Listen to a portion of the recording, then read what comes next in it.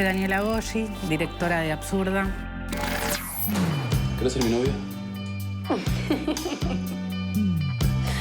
Sí. Y sí, así de fácil. Ya había saltado en caída libre.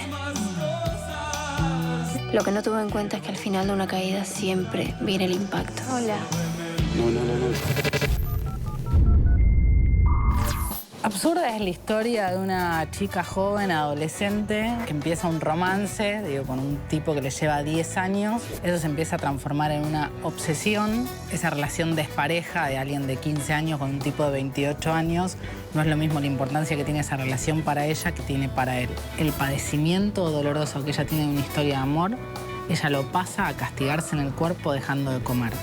Y lo encuentra como salida para llamar la atención y para pasar el dolor que le produce ese romance o ese amor no correspondido, necesita ponerlo concretamente en el cuerpo. Absurda es un thriller romántico.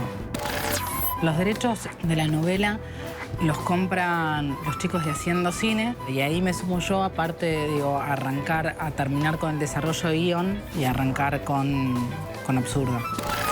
El proceso de adaptación de guión estuvo bueno porque una primera versión la hizo Alberto Rojas Apel, hizo como una aproximación. Y después nos sumamos a Alejandro Montiel, que es uno de los productores, y yo como guionista.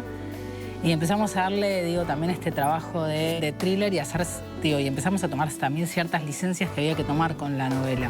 Y también había que armar secuencias que tuviesen el clima. Había que meterse dentro del punto de vista de Cielo, que es, la novela está contada en primera persona, la película tenía que estar contada en primera persona, pero tenía que ser un punto de vista donde vos empiezas a ver el mundo solamente desde ella, en un sentido radical. Si toda película va a tener un punto de vista que tenía que ser radical. No había otra forma para construir la obsesión. 7 semanas filmamos. Tuvimos muchos decorados, la verdad. Una primera parte del relato iba todo en la casa de Cielo, pero después habría el departamento del personaje de Alejo, que es el personaje de Esteban Lamote. Y después la verdad que había muchos decorados intermedios para ir contando también el paso de la relación de ellos dos y ese universo adolescente. La verdad que la China Suárez era como una opción fuerte para nosotros. Había como otros nombres, porque también había como una cosa difícil. Tenía que ser alguien de verdad joven, muy joven. El proceso con la China fue realmente como impresionante desde que tenemos el primer encuentro. La decisión de los productores y mía de tener el primer encuentro con la China era conocernos, ver qué daba, ver si se iba a animar. También tenía que ver con otro tipo de composición de personaje. Y fue como muy gracioso porque dijo, no, yo tengo re claro. Bueno, pero mirá que es un personaje, completamente corrido de lo que vos venís construyendo. Y dice, sí, no, la verdad que por eso también me interesa la película. Trabajamos mucho con la China ensayando y para mí es impresionante lo que logra la China en la película. Me están tapando uno de mis 17 tatuajes y en este momento siento que me siento muy odiada. Mari me lo está haciendo con mucha... Me va como clavando el pincel a propósito. La película no cuenta la historia de una chica que se muere por pesar 39 kilos. También ese no era el desafío, no era que tenía que bajar 25 kilos. Tenía que bajar un margen de 4 kilos, para perder esa cosa de que la China dentro del ambiente es la típica chica sana que no se mata a dieta. Entonces tuvo que adelgazar 4 kilos o 5 kilos, pero fue una dieta súper cuidada de 2 meses entrenando y haciendo... Y eso también creo que a la China en un punto la ayudó a disciplinarse y también pasar esos momentos de la dieta cuidada, pero con hambre, le sirvió también para construir algo del personaje. Y después de Gloria Carrá, que es la que es el personaje de la madre, bueno, nada, era como una actriz buenísima que nosotros queríamos. El personaje del padre lo hace Rafa Spregelburg. Y Esteban era como una jugada a ver cómo iba a funcionar esa pareja. También era que fueran actores conocidos, que tuvieran una cosa convocante, pero también tuvieran mucho peso de actuación, de registro de actuación. Entre Vísperas y Absurda y 6 años después. En el medio yo tengo 2 miniseries y 5 largos escritos para otro. Para bien o para mal, uno envejeció y espero que para bien, y creciste también en el oficio de director. Para mí fue un lujo pasar una estructura más grande donde podía tomar también todas las decisiones. Si partís de un buen guión, es mucho más fácil tener una buena película. Pero después hacer el desglose artístico de cómo vas a unificar todos los elementos, tenés que partir de una buena historia si vamos a hablar de cine narrativo. Y una buena historia es que tengas una construcción sólida de personaje y de conflicto. Pero si después vos no sabes cómo interpretarla y cómo trabajar con todo el equipo técnico para interpretarla, creo que no hay película.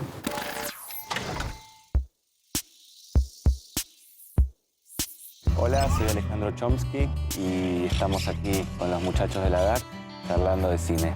Empecé a estar muy interesado en el cine a partir de ver películas que me alquilaban la Galería del Este. Me alquilaba 5 películas de un director y si me las alquilaba por 24 horas salía menos que por 48. Entonces sabía que tenía que devolverlas el día después y me encerraba donde pudiera a verlas. Y hasta que me di cuenta que tal vez tenía que tomarme esa pasión, esas ganas de ver películas que me emocionaban y me enseñaban cosas de la vida, tal vez podía pensar esas películas como quería hacer películas. Dejé la sociología y me fui a estudiar cine, terminé estudiando cine. La primera escuela que estudié fue en New York Film Academy, y después hice un máster de cine en Los Ángeles, en el American Film Institute, y ahí completé mis estudios del 96 al 2000. Tuve 4 años en Los Ángeles. Trabajé de muchas cosas dando vueltas por el cine. Trabajé en una productora en París, trabajé de asistente, de camarógrafo, cortando trailers para Fox Sports America. Trabajé paseando a CQC por Los Ángeles, consiguiéndoles pollitos para regalarle al grupo Kiss. Después de estudiar volví acá y después de hacer mi primera película, Hoy Mañana, una productora de New York me contrató para hacer una película sobre el reggaetón, coproducida por la productora de Jennifer López, que es puertorriqueña, y la película pasaba en Puerto Rico. Y la segunda, una compañía independiente, me contrató para hacer otra película en Los Ángeles, por lo cual hice 2 películas en Los Ángeles y Puerto Rico, antes de hacer Dormir al Sol, que es mi última película. Las 2 que hice en Estados Unidos eran por encargo y las 2 que hice en Argentina eran por un encargo que me hice yo a mí, de que quería hacerlas. Entonces, la pasión y las ganas de que salgan bien y la responsabilidad son diferentes que cuando es una película que te contratan para ir a dirigirla, que ya tiene un guión, que el guión apenas lo podés modificar, te van controlando el proceso de filmación, y que después en la edición en algún momento sale el director y entran los productores a definir cómo es el corte final de la película. No lo tenés vos, lo tienen los productores. La última película la filmé en San Luis y en Parque Chas. Es una novela de B. Casares que adapté, que escribí, y que fue muy grata la experiencia de filmarla, así como fue muy traumática la experiencia de terminarla y de estrenarla, pero ahora queda la película y está buena la película. Fue muy interesante el rodaje en San Luis, estábamos todos viviendo ahí, se genera como otro clima con los actores y creo que fue una buena experiencia. La adaptación es un arte en sí mismo que hay que aprender. No es lo mismo si está el escritor vivo, que tiene opinión sobre el guión, si le importa, como el caso de Paul Auster, que está vivo y que opina sobre cada coma del guión, que como Dormir al Sol de B. Casares, que no está más entre nosotros, B. Casares, entonces él no puede opinar sobre el guión. En el caso de Dormir al Sol fueron 17 versiones y cada vez que pensaba que ya está, después de 3 o 4 versiones, que esta es la final, como se retrasaba en hacerse la película, pasaba algo, la leía, alguien la leía, me daba cuenta que todavía se podía seguir trabajando. Así que el guión es algo que nunca está terminado. Al final es sacar. Si es demasiado diálogo, lograr reemplazarlo por gestos, rostros de la cara del actor. Estoy con otro proyecto que se filmaría en este barrio, en el barrio de los Andes, y es sobre un hombre que no hace nada, no hace absolutamente nada, no tiene ninguna ambición y le empiezan a pasar un montón de cosas. No alcanza una buena historia si no es narrada desde una forma original, personal, donde la emoción esté presente. La magia del cine es poder conectarse a través de lo que le sucede a alguien en una situación con un espectador que se identifica con esa situación que uno se identificó al querer contarla, y ahí se produce una comunicación que es muy, muy explosiva y que es la magia del cine, me parece.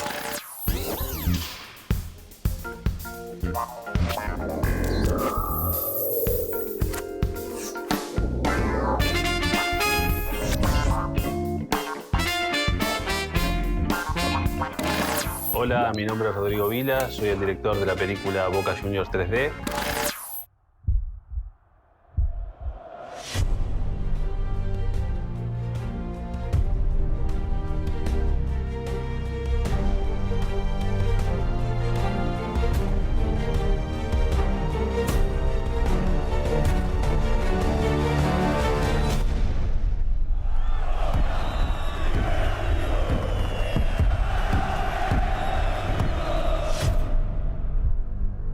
Yo soy cineasta, pero soy también hincha de Boca y socio del club. Y siempre me había quedado ahí picando la posibilidad de hacer la película de Boca. Conseguí el apoyo del club, por suerte. Y bueno, después de 2 años de trabajo, ahora llegó el momento de estrenarla. Y creo que la película, el hincha de Boca la va a saber apreciar. Fue muy difícil decidir en qué parte de la historia hacer foco, digamos. Porque la historia de Boca es muy vasta, son 110 años de historia. Hay muchos títulos ganados, hay muchas hazañas, hay muchos momentos dramáticos que abarcan mucho más que una película. Entonces, con mucha humildad decidimos tomar ciertos momentos, ciertas partes de la historia que reflejen lo que es Boca, y también haciendo un equilibrio con lo cinematográfico, porque como estrenamos en sala y en 3D, también queremos buscar material que sea visualmente rico. Y hay mucho material de archivo que está muy mal, y ese material no se puede usar. Entonces, haciendo este equilibrio, la película abarca diferentes momentos históricos. Pero la película se basa más también en las historias personales de los jugadores. Queríamos un poco darle al público algo distinto, ¿no? Esta cosa que uno dice en el fútbol, el cassette, ¿no? Que el jugador tiene el cassette. Y era mostrar a los futbolistas de otro lugar, con historias de superación, historias dramáticas, historias felices. Y ahí el abanico es amplio. Está Tevez hablando de su difícil infancia, y cómo logró superar ciertos obstáculos de una forma muy relajada e intimista. Está Suñé contando que él tuvo un intento de suicidio fallido, por suerte, después de dejar el fútbol de una depresión. Está Palermo, está el Beto Márcico, es amplio el abanico. Así que las historias personales también juegan un papel clave en la película.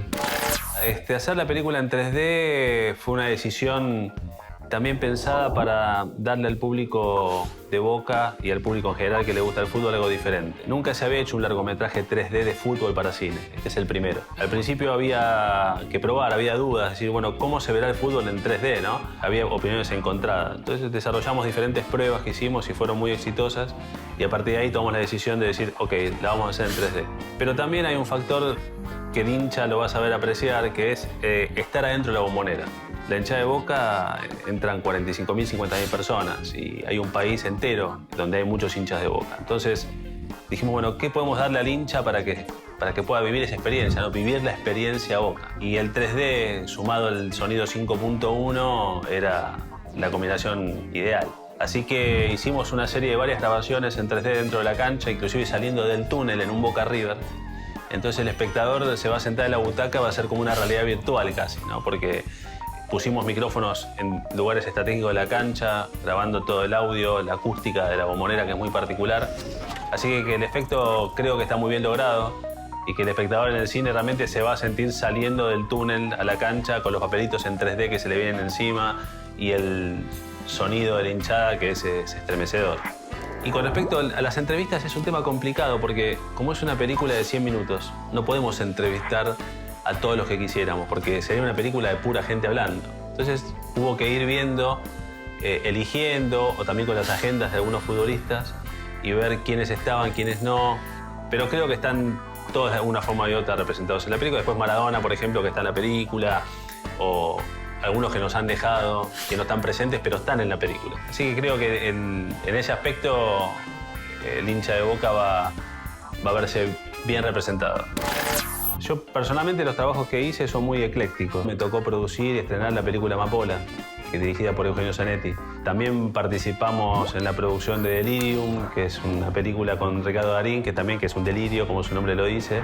Y después también un documental como el de Mercedes Sosa, que es uno de los trabajos que más cariño le tengo, no solo porque funcionó muy bien con el público y en festivales, sino porque me tocó representar quizás a una de las artistas más importantes de nuestra cultura, no solo argentina, sino de Latinoamérica.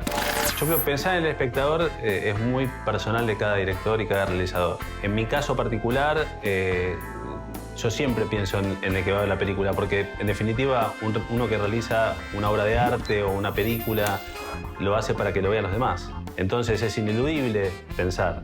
Obviamente uno tiene que poner su sello, su impronta y estar convencido de lo que hace, que es clave. Pero en el caso de Boca Juniors 3D, la presencia del espectador en nuestra cabeza, cuando armamos el guión, cuando hicimos, estaba muy, muy presente porque es ineludible.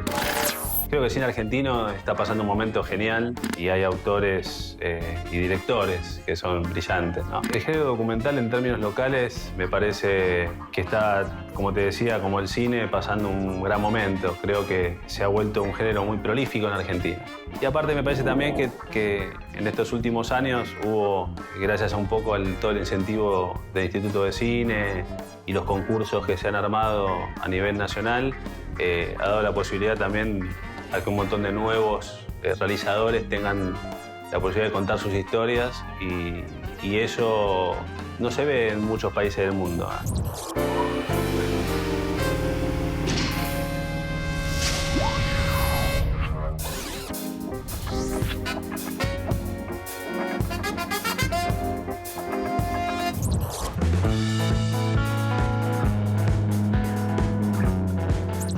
Soy Miguel Coban y estoy dando un taller de directores en ADAC.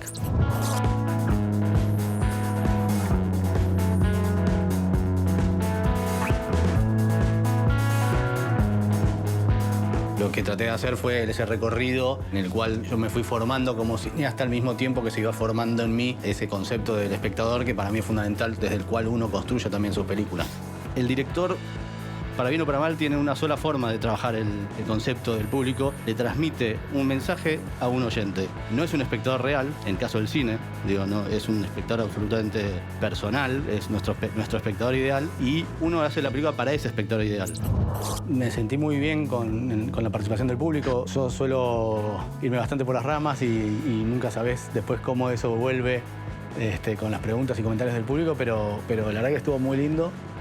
Creo que pudimos discutir y construir y reflexionar sobre lo difícil que es esto, que es hacer una película en sí mismo y pensar a quién y por qué la estamos haciendo.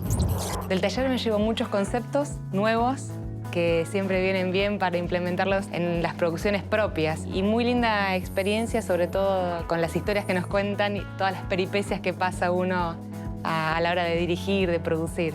El cine es un permanente sistema complejo de variables y de válvulas que suben y bajan y uno tiene que tratar de controlarlas, de que no explote la máquina y muchas veces si uno trabaja en contra de la válvula que entra dinero en el sistema, no va a llegar a buen puerto. Me llevo también muchas ganas porque la verdad es que ellos te cuentan su experiencia y te das cuenta de que no son tan distintos a uno, de que arrancaron casi donde uno está o de mucho más atrás o de un poquito más adelante, pero es más o menos lo mismo. No son encuentros comunes, no son charlas casi personales con los directores, son charlas que los directores en las cuales se abren y te cuentan mucho más.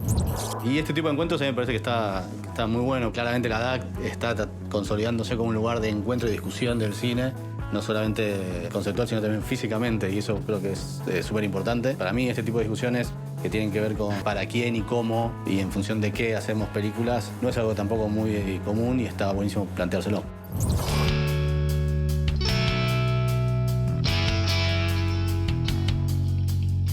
Mi nombre es Ana Peterberg, soy directora de cine y televisión y estoy aquí para dar una charla sobre los directores y su público.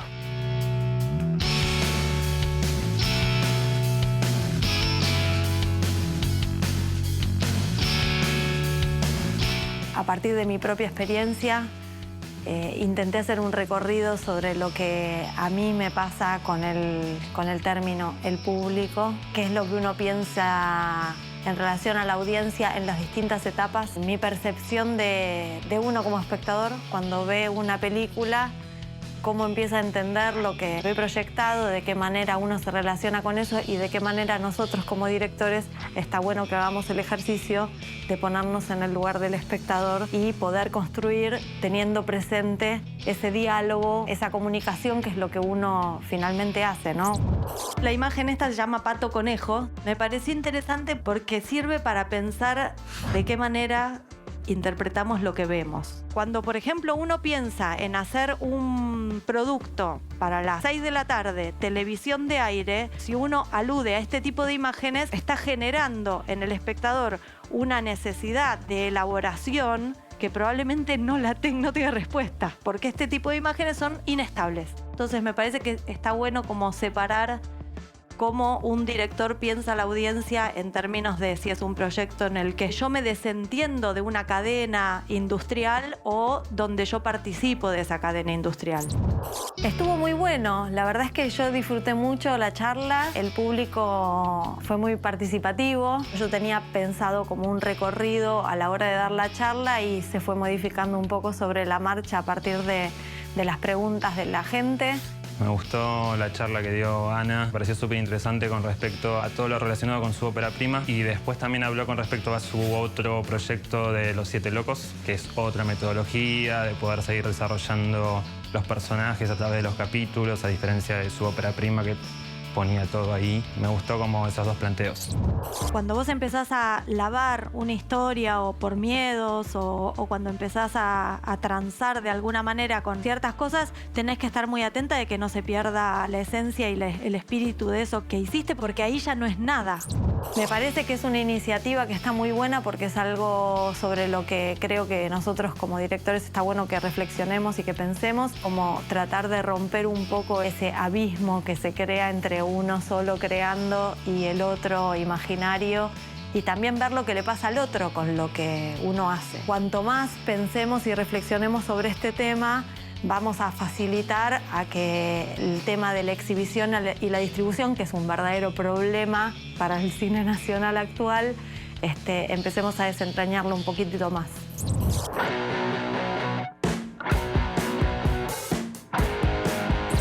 Hola, soy Tamae Garategui y vine a participar de las charlas que organiza la DAC, en donde el director se encuentra con su audiencia y habla también sobre su relación con su audiencia.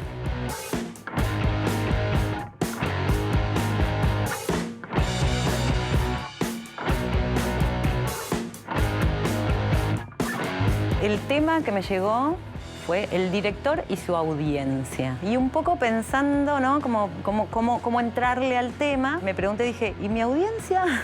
Yo busco sacudir a la audiencia. Voy a buscar sacudir en el diccionario y entonces dice, pero mirá lo que dice, fue buenísimo buscar en el diccionario. Golpear algo o agitarlo en el aire con violencia para quitarle el polvo. Buenísimo. Yo pensaba, eso es lo que yo quiero hacer como con mi audiencia. Y después otra, conmocionar, alterar el ánimo de alguien. Dije, eso es lo que yo quiero. Entonces dije, bien, está bien. O sea, yo con mi audiencia busco tener esa relación. Busco una relación intensa. Ella me pareció en sí como un personaje y hizo muy dinámica y atractiva la charla, ¿no? Y cómo cuenta esa alimentación con el público. Eso que ella dice de sacudir, me quedo con esa idea de lanzo, a ver qué me encuentro y a dónde me puede ir llevando, ¿no? Que a ella se ve que le va bien. La audiencia de nicho. Empecé a darme cuenta que ahora con el tema de las plataformas se empiezan a armar plataformas nicho donde gente va a consumir lo que específicamente le gusta. Esta película la terminé vendiendo a una plataforma nueva, que es una plataforma especialista en cine de género hardcore, como películas muy raras, muy extremas, y ahí enamorados de Mujer Lobo. Algo inesperado para mí, la verdad. Con esta película me pasó que la audiencia me encontró a mí. En mi país no es tan posible este tipo de charlas que sean gratuitas, tan continuas. Bueno, como ahora estoy estudiando, estoy aprendiendo, es una manera muy positiva de acercarme a profesionales que me cuenten todo ese tipo de temas, ¿no? La iniciativa de DAC de estas charlas me parece maravillosa porque Lo que vi en las charlas de los colegas fue como una charla muy íntima con un director de cine que a veces es lindo de ver, ¿no? Hablando más de toda la trayectoria o de la manera en la que trabaja, de cómo se relaciona con la gente que trabaja, con las audiencias, de una manera muy íntima que fue muy interesante y muy rica para mí, porque también te hace como pensar un poco en tu trabajo.